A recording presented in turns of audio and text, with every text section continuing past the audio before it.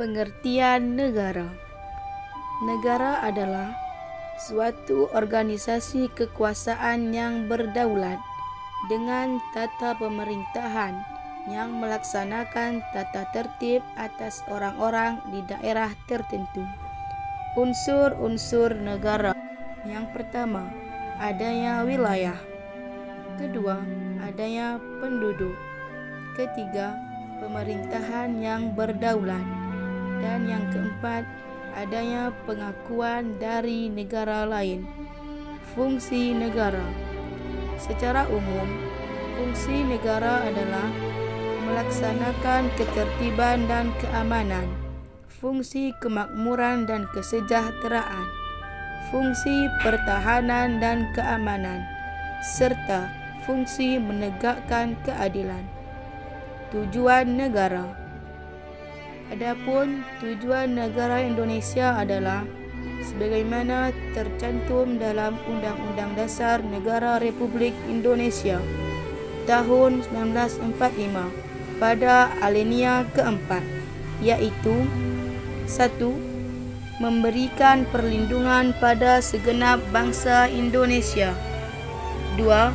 Memajukan kesejahteraan masyarakat umum. Ketiga, mencerdaskan kehidupan bangsa. Dan yang keempat, turut berpartisipasi melaksanakan ketertiban dunia. Pengertian konstitusi. Konstitusi adalah sebuah norma sistem politik dan hukum bentukan pada pemerintahan negara. Biasanya dikodifikasikan sebagai dokumen tertulis. Tujuan konstitusi. 1. Memberikan batasan sekaligus pengawasan terhadap kekuasaan politik. 2. Memberikan perlindungan terhadap hak asasi manusia. 3. Memberikan pedoman bagi penyelenggara negara agar negara dapat berdiri kokoh. Fungsi konstitusi. 1. Sebagai sumber hukum tertulis. 2. Sebagai alat membatasi kekuasaan penyelenggaraan negara. 3. Sebagai pelindung hak asasi manusia dan kebebasan rakyat di dalam suatu negara. 4. Sebagai piagam lahirnya suatu negara. 5. Sebagai sarana untuk mengendalikan masyarakat.